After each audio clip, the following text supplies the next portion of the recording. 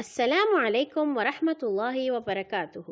چمکتے دمکتے ہوشیار سمجھدار کہانی زبانی کے ساتھیوں، خیریت سے ہے نا؟ آج ہم آپ کے لیے لائے ہیں ایک مزیدار سی ہستی ہساتی کہانی۔ عنوان ہے آفت، اور اسے آپ کے لکھا ہے جاوید اقبال نے۔ ہر طرف ایک ہلچل مچی ہوئی تھی۔ افراتفری کا یہ عالم تھا کہ ہر کوئی اپنی جان بچانے کے لیے بھاگتا پھر رہا تھا۔ کسی کو کسی کی فکر نہیں تھی، سب کو اپنی اپنی پڑی تھی۔ دراصل ایسی مصیبت اس سے پہلے آئی ہی نہ تھی۔ چھوٹے موٹے حادثات تو ہوتے رہتے تھے، مگر ایسی آفت اس سے پہلے نہیں دیکھی گئی تھی۔ ایسا محسوس ہوتا تھا جیسے پوری شدت سے کوئی مصیبت ان پر ٹوٹ پڑی ہو۔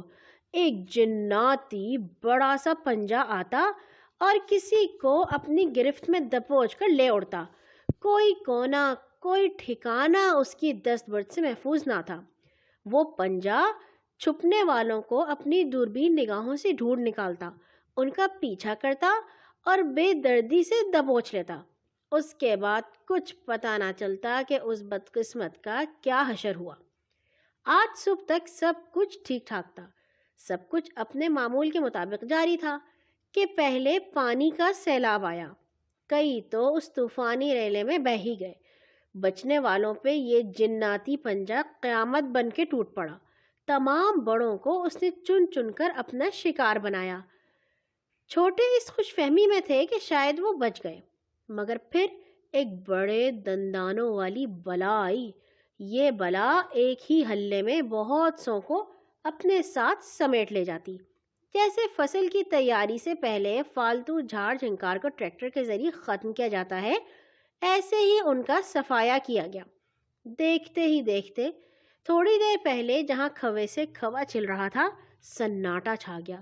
یہاں تک کہ آفت کا شکار ہونے والوں پر کوئی رونے والا بھی نہ بچا۔ اس قدر تباہی کی وجہ شاید یہ تھی کہ وہ اس آفت کے لیے تیار ہی نہ تھے۔ ادھر ادھر چھپنے کے سوا ان کے پاس اور کوئی راستہ نہ تھا۔